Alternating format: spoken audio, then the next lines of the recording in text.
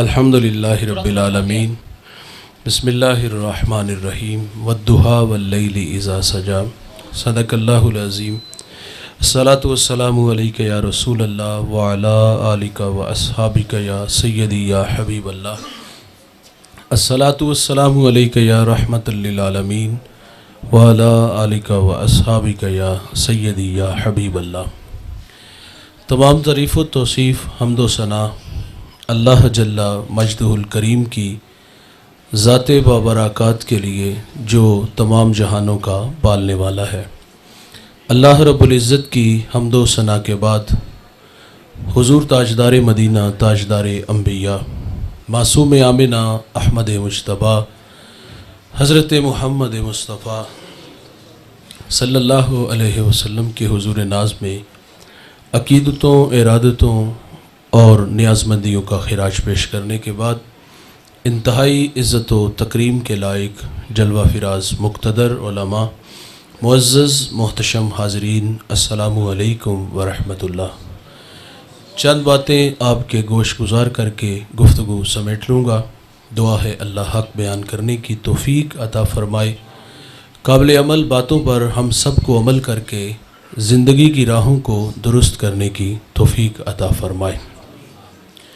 صابر صدیقی بارگاہ خیر الانام میں ہدیہ عقیدت پیش کرتا ہے۔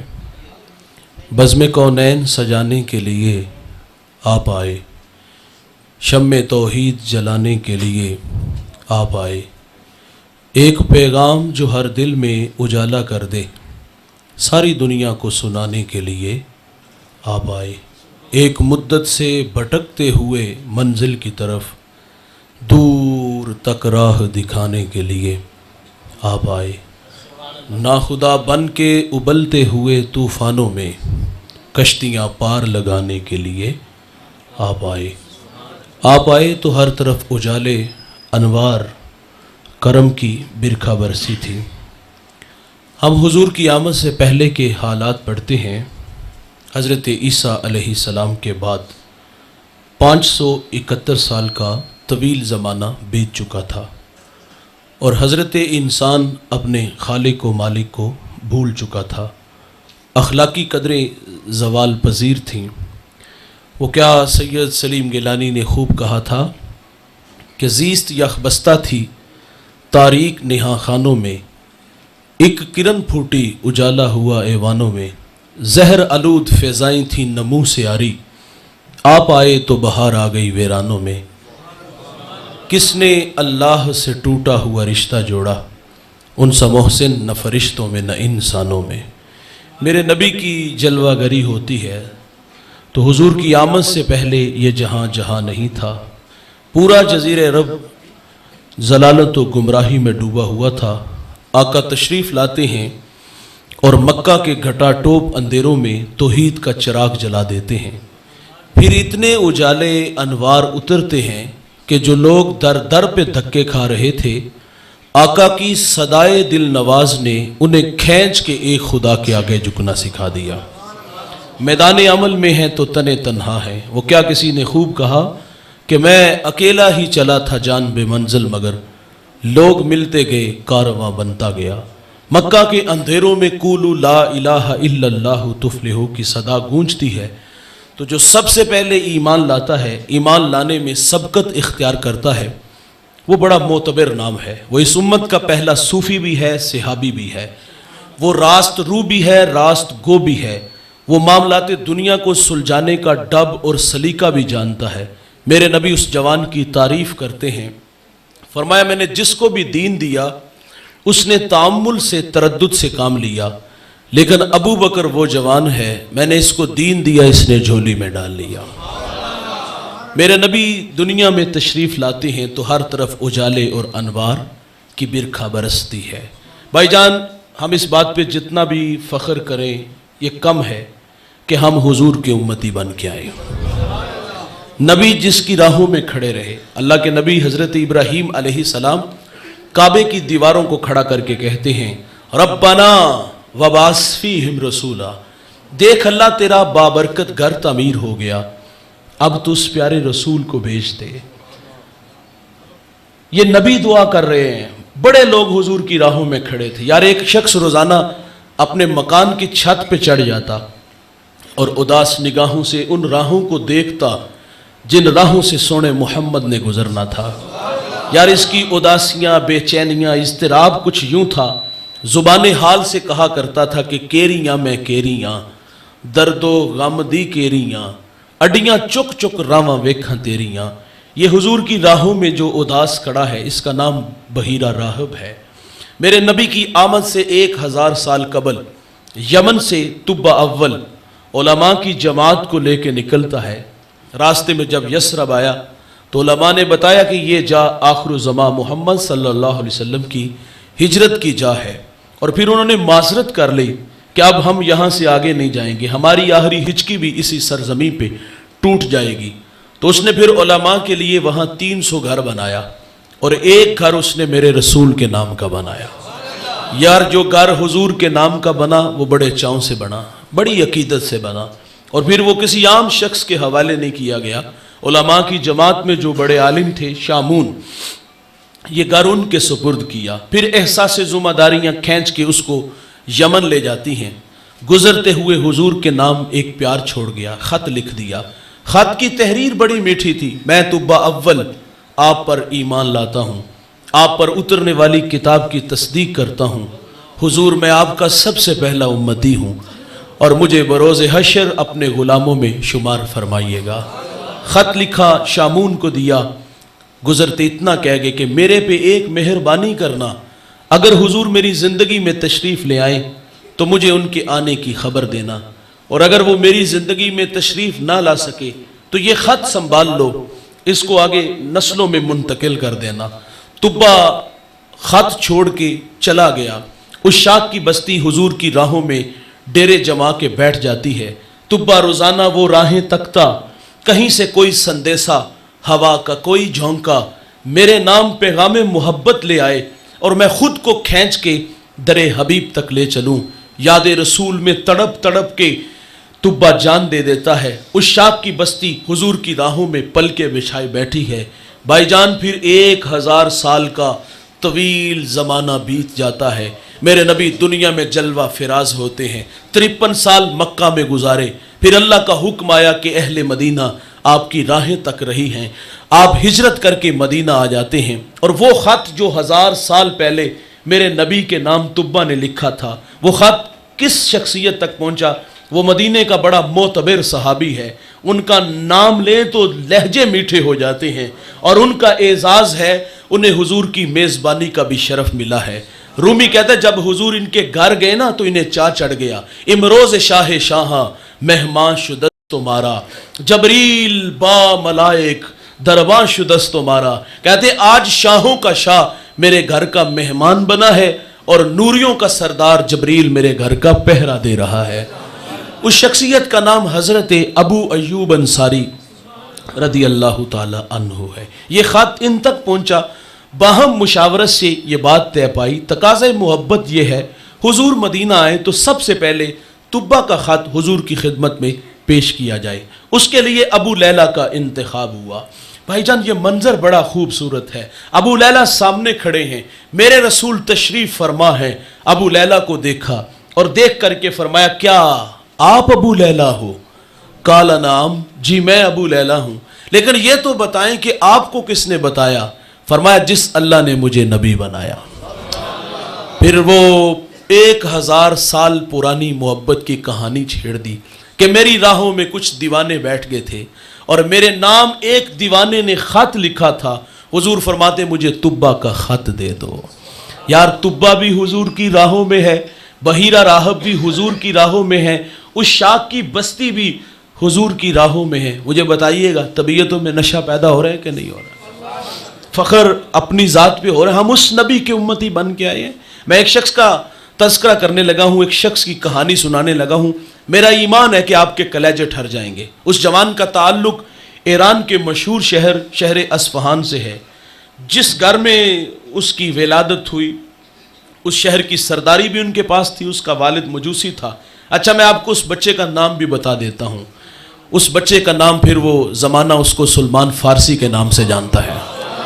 سلمان کہتے میرا والد مجوسی تھا، مذہب کی تعلیم اس نے مجھے گھر سے دلائی، پھر کھیتی باڑی کے لیے اس نے مجھے باہر نکالا۔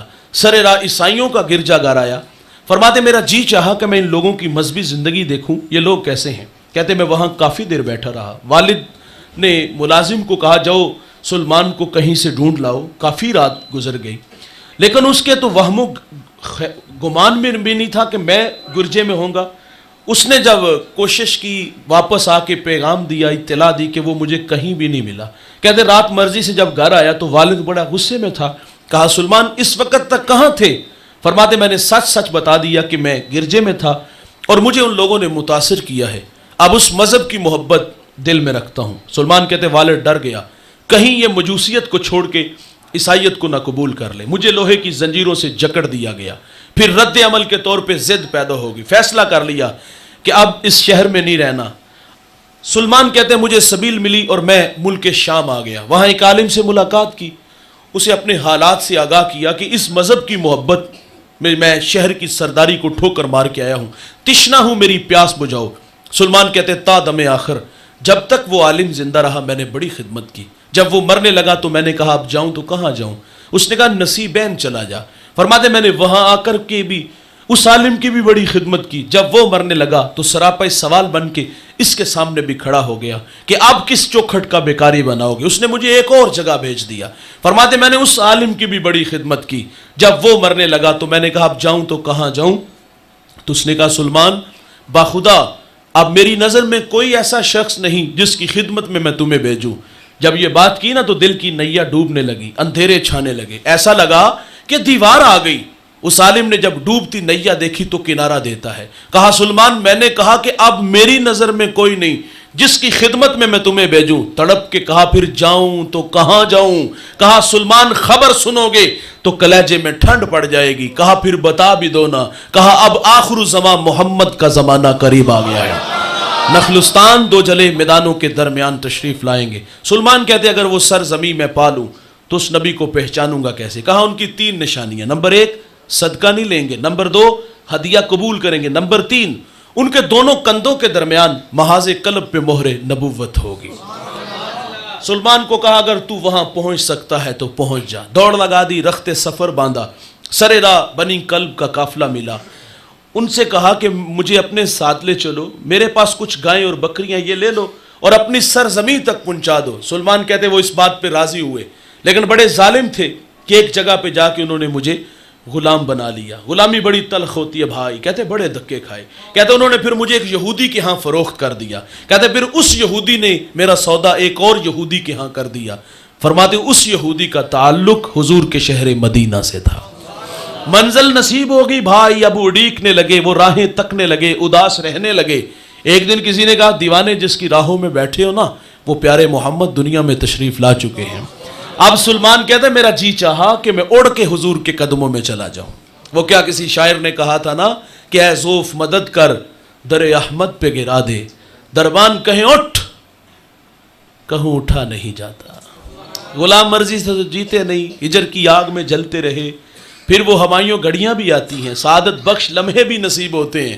سلمان کہتے میں ایک دن کھجور کے درخت پہ چڑھا تھا اور اس کی خدمت میں لگا تھا، اچانک میرے مالک کا چچا زاد بھائی آیا، بڑے غصے میں تھا اور آ کے کہتا ہے خدا ستیہ ناس کرے اوس و خزرج کا ایک شخص ادعائے نبوت مکہ سے ہمارے یہاں آیا اور لوگ اس کے گرد جمع ہو گئے۔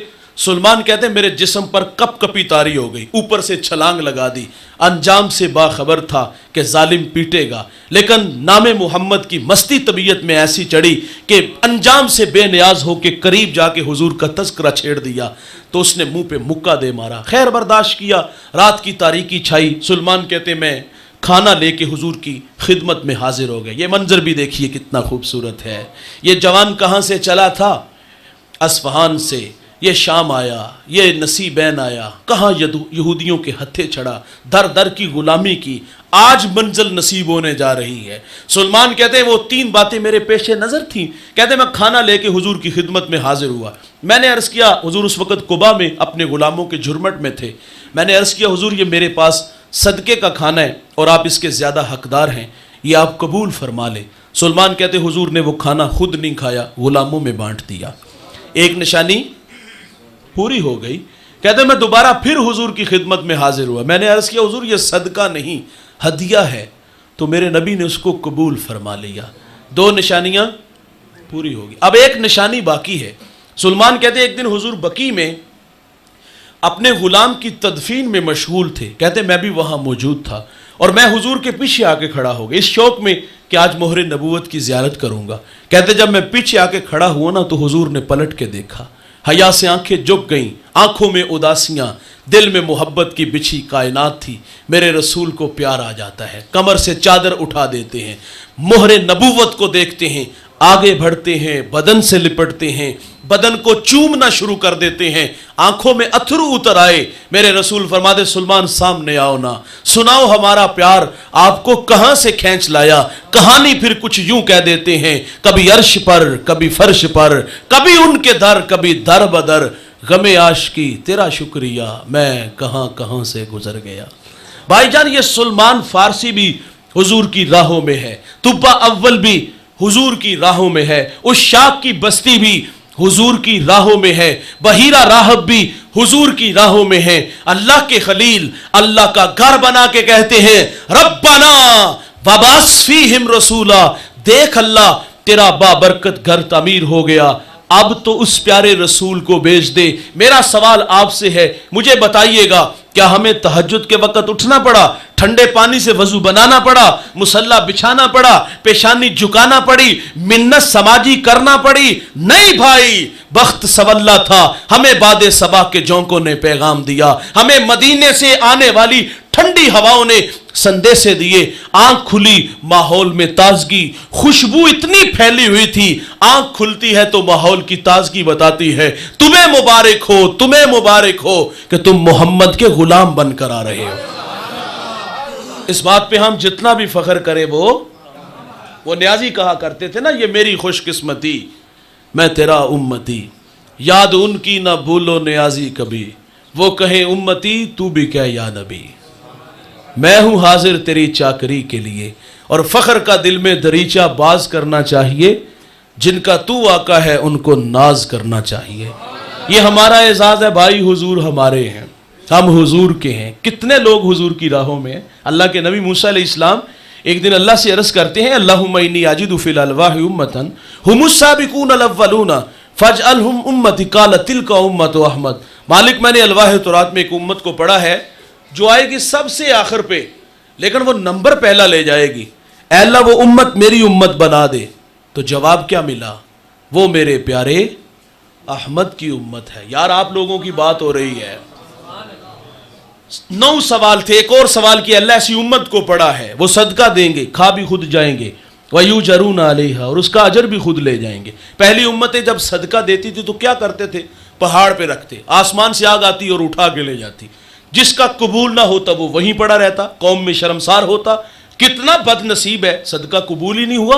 بھائی جان ہمارا مال حلال کا ہے یا حرام کا, ہم نے جائز طریقے سے کمایا یا ناجائز طریقے سے, لوگوں کی ہڈیاں توڑی یا خون نچوڑا, جیسے بھی کمایا ہمیں پتہ ہے. قبول وہی ہوگا جو رزق حلال ہوگا. حرام کا کروڑوں بھی دیں گے تو قبول. پہلی مہربانی یہ ہوئی کہ اللہ نے ہمارے عیبوں پہ پردہ ڈال دیا, ہمیں رسوائی سے بچا لیا. بھائی ان کا قبول نہیں نہ ہوتا تھا, رسوا ہوتے تھے. اور ادھر کیا ہے, قبول ہو یا نہ ہو اللہ نے عیبوں پہ پردہ ڈال دیا. ان کا قبول ہوتا تھا تو آگ لے جاتی تھی, ادھر کہانی کیا ہے, خود دیا خود کھایا, اجر بھی خود لے گئے. اے اللہ وہ امت میری امت بنا دے. فرمایا وہ تو میرے پیارے احمد کی امت ہے. اچھا ایک اور سوال کیا, اللہ ایسی امت کو پڑا ہے وہ نیکی کا ارادہ کریں گے. نیکی کی نہیں ارادہ ہے, دکھیوں کے کام آؤں گا, بیواؤں کے کام آؤں گا, میں کانٹوں بھری بستی میں سنت کے پھول اگاؤں گا, جیوں گا اللہ کے لیے, مروں گا اس کے دین کے لیے, میری دھڑکنیں میری سانسیں قرآن کی نوکری میں گزرے گی. یہ نیکی کا ارادہ ہے کہ میں چونک چباروں سے جوانوں کو کھینچ کے مسجد میں لاؤں گا. یہ نیکی کا ارادہ ہے میں جوانوں کی آنکھوں پر حیا کے پہرے بٹھاؤں گا, پیشانی میں سجدوں کا نور لاؤں گا, کانوں میں قرآن کے نغمے لاؤں گا, لبوں پر سونے محمد کے ترانے لاؤں گا. یہ نیکی کا ارادہ ہے بھائی. نیک جذبوں کا بڑا احترام ہے دوست. ابھی کسی دکھیے کے کام نہیں آیا, ابھی کسی گرتے کو سہارا نہیں دیا, ابھی کسی کو کھینچ کے مسجد میں نہیں لایا. نیکی کا ارادہ ہے. مومن کی نیت اس کے عمل سے بہتر ہوتی ہے. ایک شخص کے نامہ اعمال میں حج لکھا ہوگا, اور وہ بروز حشر عرض کرے گا اللہ میں نے تو حج کیا ہی نہیں. تو اللہ فرمائے گا حج تو نہیں کیا, لیکن جب حاجیوں کے قافلے چلتے تھے دل تڑپتا تھا. کہا تیری تڑپ کو دیکھتے ہوئے تیرے نامہ اعمال میں حج لکھ دیا. نیکی کا ارادہ کریں گے اللہ عطا کی جائے گی, نیکی ایک کریں گے لکھی ایک نہیں 10 جائیں گی. اے اللہ وہ امت میری امت بنا دے. تو جواب کیا ملا؟ وہ میرے پیارے, بولیے نا یار, وہ میرے پیارے. ایک اور سوال کیا, اللہ ایسی امت کو پڑا ہے وہ گناہ کا ارادہ کریں گے, گناہ کیا نہیں پروگرام بنائے, بند کمروں میں آبرو ریزی کریں گے, رات شراب خانے میں جا کے شراب کے جام اڑائیں گے. منحوس خیال آ گیا میں تنکوں کے نشے من میں, میری ہمسائیگی میں بسنے والے سنگ مرمر کے بنے گھروں میں رہیں, میرے بچے نانے شبینہ کو ترسے اس کے گھر میں گھی کے چراغ جلے, میں قسم و کرسی کی زندگی گزاروں وہ عیش و عشرت میں رہے. منحوس خیال کیا آیا؟ رہزن بنوں گا, لٹیرا بنوں گا, ہاتھ حرام کی طرح بڑھاؤں گا. یہ گناہ کا ارادہ ہے. یہاں فرشتے کو حکم نہیں کہ میرے بندے کے دماغ کی سکرین پر اس وقت جو گندے خیال آ رہے ہیں پسند نہیں, اس کے کھاتے میں گناہ ڈال دو. وہاں نیکی کا جذبہ انگڑائی لیتا ہے تو حکم کیا ہے؟ نیکی کھاتے میں ڈال دو. یہاں گناہ کا ارادہ ہے, شراب کے جام لبوں سے نہیں لگے, ابھی کسی کی عزت پہ ہاتھ نہیں ڈالا, ہاتھ حرام کی طرف نہیں بڑھایا, یہاں تو روک لیا گیا. ہو سکتا ہے یہ جو قدم سیلم گھر کی طرف اٹھ رہا ہے اللہ کے گھر میں آ جائے, یہ جو ہاتھ حرام کی طرف بڑھا رہا ہے اللہ کے تھوڑے پر ہی راضی ہو جائے. اور جوانوں گناہ کے ارادے سے گناہ نہیں لکھا جائے گا. انسان کی فطرت میں بھول جانا بھی ہے, اگر گناہ سرزد ہو جائے گا تو لکھا بھی ایک جائے گا. اور یار اگر کوئی ندامت کے اتھرو اس کی چوکھٹ پہ لے کے آ جائے, کیے ہوئے گناہوں پر شرمسار ہو جائے, ہجرت کر کے پلٹ آئے, یہ اللہ کا وعدہ ہے میں اس کے گناہ کو لوح محفوظ سے مٹا دوں گا. ہم تو مائل بکرم ہیں کوئی سائل ہی نہیں, راہ دکھلائیں کسے کوئی رہرو منزل ہی نہیں. جو گناہ چھوڑتے ہیں عادت باری تعالیٰ ہے وہ ان کے گناہوں پر کرم کا قلم پھیر دیتا ہے. بایزید بستامی کتنا بڑا نام گزرا ہے. آپ کے شہر بستام میں ایک عورت نے گھر بنایا, اداؤں سے لوٹنے لگی. کسی نے بایزید سے کہا حضرت آپ کا منصب آپ سے تقاضا چاہتے اس راستے کو روکے. مسلح لے کے چلے گئے. جو جوان آتا دیکھتا واپس پلٹ جاتا. حیا مانے تھا. اس وقت لوگ اہل علم کی قدر کرتے تھے. اور یہاں میں عرض کرتا چلوں یہ مسجد کا کوئی نمازی نہیں تھا, مسجد کی کمیٹی کا کوئی ممبر نہیں تھا کہ حضرت کو دیکھ کے راستہ بدل کے نماز کے وقت حضرت نے پوچھ لیا تو میں نظریں ملانے کے قابل نہیں رہوں گا. یہ کہانی ان لوگوں کی ہے جنہوں نے کبھی مسجد کا رخ نہیں کیا, جن کی راتیں کبھی شراب خانے میں تو کبھی طوائفہ کے پاس گزرتی ہیں. علماء کی تو عزت وہ بھی کرتے تھے یار. انتہائی معذرت سے کہوں گا, وہ کیا اقبال نے کہا تھا کہ چمن میں تلخ نوائی میری گوارا کر, کہ زہر بھی کرتا ہے کبھی کار تریا کی, کڑوی کسیلی قبول ضرور کیجئے گا.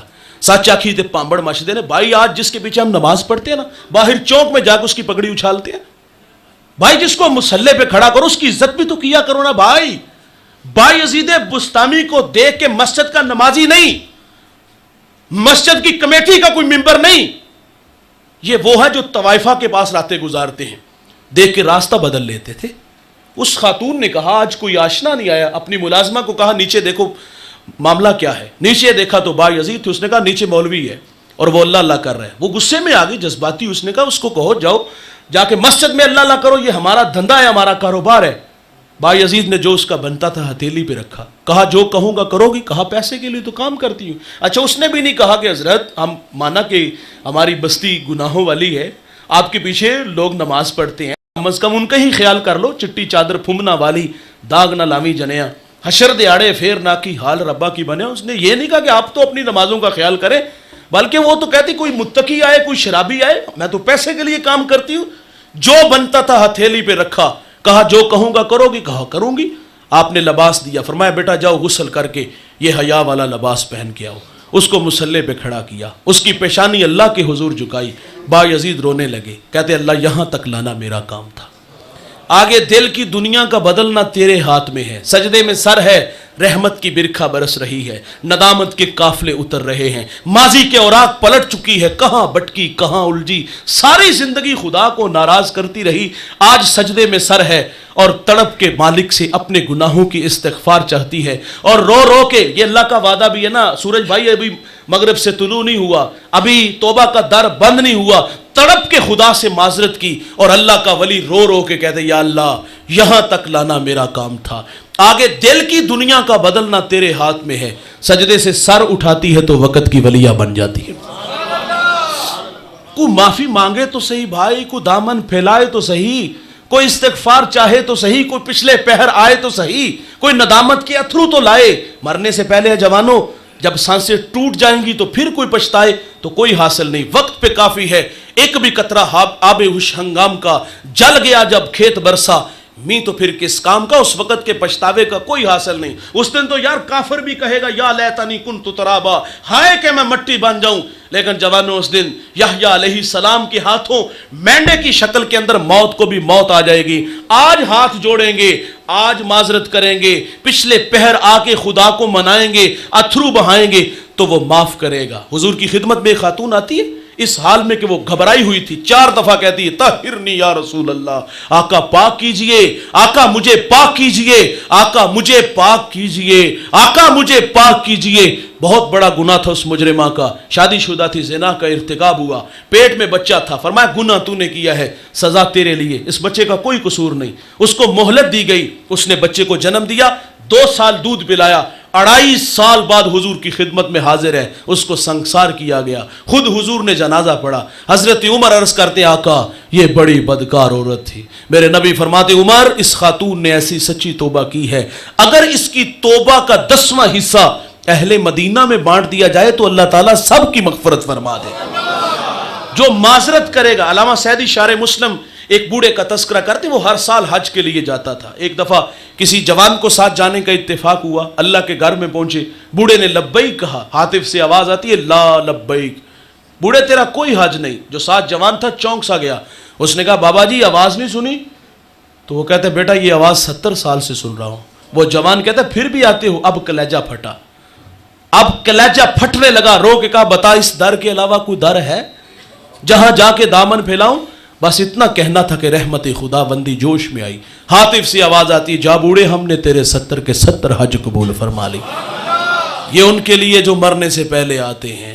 موسیٰ علیہ السلام عرض کرتے اللہ ایسی امت کو پڑا ہے، وہ گناہ کا ارادہ کریں گے، ارادے سے نہیں لکھا جائے گا، ہو جائے گا تو لکھا بھی ایک جائے گا، اے اللہ وہ امت میری امت بنا دے۔ تو جواب کیا آیا؟ وہ میرے پیارے، یار 9 سوال تھے اور ہر سوال پہ جواب کیا آتا ہے؟ وہ میرے پیارے، وہ میرے پیارے، بولیے وہ میرے پیارے۔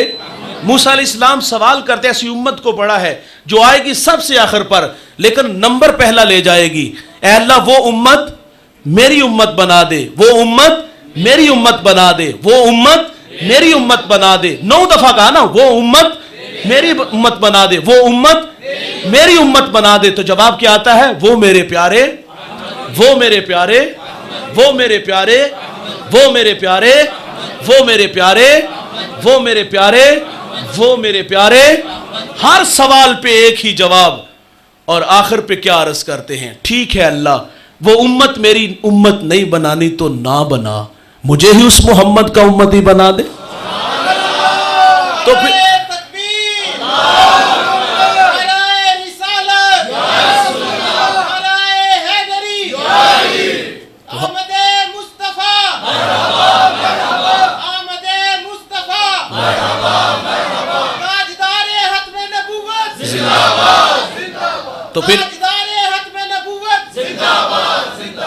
تو پھر یار اسی مستی میں، اسی شوق میں، اسی وارفتگی میں ہم کہیں گے یہ میری خوش قسمتی، میں تیرا امتی، یاد ان کی نہ بھولو نیازی کبھی، وہ کہے امتی تو بھی کیا یا نبی، سیدی مرشدی۔ اب بولیے آپ، سیدی مرشدی یا نبی یا نبی، سیدی مرشدی یا نبی یا نبی، سیدی مرشدی یا نبی یا نبی، سیدی مرشدی یا نبی یا نبی۔ غلام ہے غلام ہے رسول کے، غلام ہے غلام ہے غلام ہے رسول کے، غلام ہے غلام یہ رسول میں موت بھی قبول ہے، تاجدار ختم نبوت زندہ باد۔ وہ کہیں امتی تو بھی کیا یا نبی۔ بھائی جان میرے نبی نے اس امت میں 63 برس گزارے اور ساری زندگی ہمیں یاد رکھا۔ توجہ چاہوں گا جوانوں، ساری زندگی حضور نے امت کو یاد رکھا. فضل بن عباس کہتے ہیں جب حضور کو مرکز نور میں اتارا گیا نا تو میں نے دیکھا لب حرکت میں تھے, کان قریب کر کے سنا تو حضور کیا فرما رہے تھے, اے اللہ میری امت کی مغفرت فرما دے.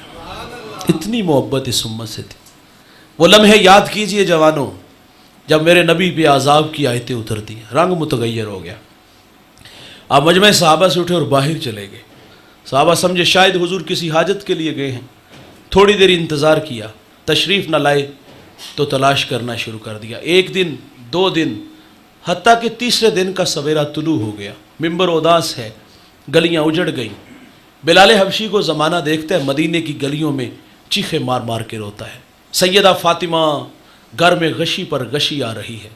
واصف علی واصف کہتے ہیں شرف مکان کا نہیں ہوتا, مکین کا ہوتا ہے. وہ یثرب تھا, بیماریوں کا گھر تھا, لیکن سونے محمد کے قدم لگتے ہیں اللہ مدینے کی خاک میں شفا رکھ دیتا ہے. تیسرا دن ہوا, صحابہ جنگل میں چلے گئے. میں نے اس جنگل کی زیارت کی, اب وہاں گھر بن گئے. وہاں ایک چرواہا ملا, اس سے کہتے یار اس نام کا کوئی شخص تو نہیں دیکھا؟ تو اس نے کہا اتنا میٹھا نام تو میں نے سنا ہی پہلی دفعہ ہے. ہاں میں اتنا جانتا ہوں, وہ سامنے غار دیکھتے ہو جس کا نام جبل صلاح ہے, وہاں ایک جوان ہے جو صبح بھی روتا ہے شام بھی روتا ہے, اور کہتا ہے وہ میری بکریاں دیکھو ہلکا بنائے بیٹھی ہیں, نہ کچھ کھاتی ہیں نہ کچھ پیتی ہیں, وہ روتے ہیں تو یہ بھی روتی ہیں. صحابہ کہتے ہیں وہ رونے والا کیا کہتا ہے؟ اس نے کہا جب اس کے لب ہائے مبارک کھلتے ہیں نا تو وہ رب حبلی امتی کی صدائیں دیتے ہیں. بے جان جسموں میں جان آئی, صحابہ اندر داخل ہوئے. آنکھیں کیا دیکھتی ہیں کہ حضور کی پیشانی نکیلے پتھر پہ جھکی ہے, اور رو رو کے کیا کہہ رہے ہیں, اللہ میری امت کی مغفرت فرما دے, اے اللہ میری امت کی مغفرت فرما دے. جوانوں 2 لمحوں کے لیے میں اور آپ تخیلات میں اگر غوطہ لگے, خود کو کھینچ کے اس غار میں لے چلے, ایک جانب خود کو کھڑا کریں اور ایک جانب محبت کی بچھی کائنات دیکھو. حضور رو رو کے کیا کہہ رہے ہیں, اے اللہ میری امت کی مغفرت فرما, اے اللہ میری امت کی مغفرت فرما دے, اے اللہ میری امت کی مغفرت فرما دے. بھائی جان میرے 36 سال تقریباً گزر گئے یا 37 سال, آپ میں سے کسی کے 50, کسی کے 25, کسی کے 20 گزر گئے. ذرا ماضی کے اوراق پلٹ کے ہم دیکھیں تو معذرت سے کہوں گا ہمیں اندھیروں کے علاوہ کچھ بھی نظر نہیں آئے گا. ہم پیچھے پلٹ کے دیکھتے تو کسی چوک میں کھڑے ہیں, یا کسی چوبارے پہ بیٹھے ہیں, یا کسی شراب خانے میں نظر آئیں گے, یا کسی کو گالی دیتے ہوئے نظر آئیں گے, کسی کا حق غصب کرتے ہوئے. معذرت سے کہوں گا ہم پیچھے پلٹ کے دیکھتے ہیں تو ہمیں اندھیرے نظر آتے. پیار محبت کہتے ہیں عمل کو آسان کرتی ہے, محبت دعویٰ عمل دلیل ہوتی ہے. یہ جو میں اور آپ نعرے علامتیں نا غلامی رسول میں موت بھی قبول ہے, معذرت سے کہوں گا یہ کھوکھلے ہو چکے ہیں. محبت تو تقاضے چاہتی, حضور نے ہمیں اتنا پیار دیا یار, تو ہم نے اس کے سلے میں کیا دیا, اخلاق کھوکھلے رکھے. ہم فساد کے کھوکھلے دانے پہ گڑے ہیں. ہم جوان ہیں نا, چلتے اکڑ اکڑ کے, بولتے بگڑ بگڑ کے, مستی ہی مستی, نشہ ہی نشہ, یہ ہمارے تیور ہیں. 5 وقت حی علی الصلاۃ کی صدائیں فضا میں گونجتی ہے, کان پہ جوں تک نہیں رینگتی. وائز نصیحت کرتا ہے, غفلت کی پٹی نہیں اتارتے. یقین جانو ہم کسی کو آخرت کی بات سنیں تو لوگ لڑتے ہیں, وہ کہتے ہیں مولوی تقریر کول ہی رکھ, شباب ہمیشہ رہے گا, عمر کے سائے نہیں ڈلیں گے, موت کی ہچکیاں نہیں لگیں گی, خدا کی کچہری میں پیشی کوئی نہیں ہوگی. لیکن جوانوں کبھی آسمان کی چھاتی پہ چاند دیکھا ہے آپ نے؟ یہ ایک صورت میں نہیں ہوتا, یہ کبھی قمر ہوتا ہے, کبھی بدر ہوتا ہے, کبھی ہلال ہوتا ہے. او بھائی جان ہمیں اس دنیا میں نہیں ہمیشہ رہنا. یہاں جو آیا ہے وہ جانے کے لیے, جو پیدا ہوا ہے وہ مرنے کے لیے. کل من علیہا فان, جو بھی ہے اس کو فنا ہے, بقا صرف اللہ کو ہے. یہاں کسی نے بھی بیٹھ نہیں رہنا, ہم سب نے اپنی اپنی باری پہ شہر خاموشہ کو آباد کرنا ہے. اور یہ سانسوں کی مالا کب ٹوٹ جائے, موتی خاک میں مل جائے, یہ کسی کو کوئی خبر نہیں. پیار تو تقاضے چاہتا ہے جوانوں, ہم کہاں کھڑے ہیں؟ ہم نے محبت کے تقاضے نبھائے, ہم قرآن کے نوکر بنے, ہم قرآن کے دائی بنے, ہم نے جوانوں کو کھینچ کے مسجد میں لانے کے جذبے پیدا کیے. معذرت سے کہوں گا اندھیرے نظر آتے ہیں, محبت تقاضا چاہتی ہے. حضور رو رو کے ہمارے لیے دعائیں, اے اللہ میری امت, اے اللہ میری امت. اور بھائی جان جس قدر اعزاز بڑے ہونا اس قدر تقاضے بھی بڑھ جاتے ہیں. جس کی راہوں میں نبی کھڑے رہے, جس کا انتظار بحیرہ راہب کرتا رہا, طبہ اول کرتا رہا, ہمیں تو انتظار نہیں کرنا پڑا, حضور ہمیں ملے. او بھائی جان اتنا بڑا اعزاز تو پھر اس کے تقاضے بھی تو ہے نا. ہم ان تقاضوں کو کیوں بھول گئے بھائی؟ پیار تقاضے چاہتا ہے. میرے رسول رو رو کے کہتے ہیں اللہ میری امت کی مغفرت فرما دے. ابو بکر آگے بڑھے، عرض کی حضور 3 دن آپ کی جدائیوں میں گزار دیے، مدینہ اداس ہے، ممبر بھی اداس ہے، چلیے واپس. حضور فرماتے اتنی دیر تک سجدے سے سر نہیں اٹھاؤں گا جتنی دیر تک اللہ وعدہ نہیں کر دیتا. سیدہ فاطمہ کو خبر ملتی ہے، آپ مدینے کی عورتوں کو لے کے اس غار کی طرف بڑھتی ہیں. صحابہ پیچھے ہٹ کے آپ اندر داخل ہوئی. عرض کرتی ابو جی بیٹی آئی ہے، جگر کا ٹکڑا آیا ہے، جس کے لیے آپ مسند بچھا دیتے تھے، فاطمہ آئی ہے. حضور بیٹی کو بھی یہی فرماتے مجھے امت کی محبت رلا رہی ہے. حضور سجدے سے سر نہیں نہ اٹھاتے. پھر سیدہ اپنے اللہ سے عرض کرتی مالک میں نے سنا ہے جب فقیروں اور درویشوں کی دعائیں مستجاب نہیں ہوتی تو وہ سروں سے پگڑیاں اتار کے تجھ سے بھیک مانگتے ہیں، پھر تجھے اپنے بندوں پہ رحم آ جاتا ہے. تو پھر سیدہ کہتی آج تیرے نبی کی بیٹی فاطمہ جس پر تو نے تطہیر کی آیتوں کو نازل کیا ہے، میں سر سے دوپٹہ اتار کے اپنے بابا کی امت کے لیے اللہ تجھ سے بھیک مانگتی ہوں. سیدہ کا ہاتھ ردا کی طرف بڑھا، کوہرام مچ گیا، بادلوں کی اوٹ میں سورج نے منہ چھپا لیا. ایسا لگا کہ قیامت آ گئی. رومی کہتے ایک صدا اٹھی، پس ندا آمد ز یزدہ کائے رسول، من دعائے فاطمہ کردم قبول، گر طلب کر دی زمین و آسماں، جملہ بخش دے مشدر یکسماں. فرمایا جبریل دیر نہ کرو، جلدی جاؤ، میرے نبی سے کہو سجدے سے سر اٹھا لے، ہم نے فاطمہ کی دعا قبول کر لی. جیسے آپ کہو گے ہم امت سے ویسے ہی معاملہ فرما دیں گے. بھائی جان اعزاز آپ کا ہے، شرف آپ کا ہے، فخر آپ کا ہے، لیکن اس فخر کے جو تقاضے ہیں، جو اعزاز کے جو تقاضے ہیں، کیوں ہم بھول گئے؟ آؤ آج کس بزم میں، میلاد کے اس موسم میں ہم وعدہ کریں زندگی پیچھے جو گزر گئی اس پہ اللہ سے معذرت، اور آئندہ جو سانسیں اللہ نے ہمیں نصیب میں رکھی ہیں ہم اس سانسوں کے بدلے نیکیاں کمائیں گے، عمل کی راہوں پہ تھکائیں گے، خود کو عمل کی راہوں پہ خود بھی آئیں گے اور اپنی نسلوں کو بھی ان راہوں کا مسافر بنائیں گے. حی علی الصلاح کی صدائیں گونجے گی، کام چھوڑ کر اللہ کو سجدہ کریں گے، ہم بڑوں کو عزت دیں گے، ہم علماء کی صحبت میں بیٹھیں گے، ان سے دین سیکھیں گے. یقین جانو اگر یہ جذبے نصیب ہو جائیں، آپ کی وجہ سے کسی کا قبلہ درست ہو جائے، کسی کو عمل کی راہیں نصیب ہو جائیں، تو اس کا وافر حصہ آپ کو آخرت میں اللہ ضرور عطا فرمائے گا. بھائی جان آپ جانتے ہو جب کام تھوڑا ہو، مزدور زیادہ ہوں، تو پھر اجرت جو ہوتی ہے وہ مالک کی مرضی سے ملتی ہے. لیکن جب کام بہت زیادہ ہو اور مزدور تھوڑے ہوں تو آپ جانتے ہو پھر مالک راضی کرتا ہے. اس وقت دین کی مزدوری کرنے والے، دین کی دہاڑی کرنے والے، دین کی راہوں پہ خود کو تھکانے والے تھوڑے سے لوگ ہیں. آج جوانوں اگر اپنے آپ کو پیش کر دو گے اور اس کا صلہ اللہ کے ہاں کتنا ملے گا آپ شمار بھی نہیں کر سکو گے. یہ میرا اعزاز، یہ میرا شرف، یہ میری خوش قسمتی، میں تیرا امتی، یاد ان کی نہ بھولو نیازی کبھی، وہ کہیں امتی تو بھی کیا یا نبی. میں ہوں حاضر تیری چاکری کے لیے، فخر کا دل میں دریچہ باز کرنا چاہیے، جن کا تو آقا ہے ان کو ناز کرنا چاہیے. اللہ تعالی ہم سب کو حضور کی لازوال محبت سے مالا مال فرمائے.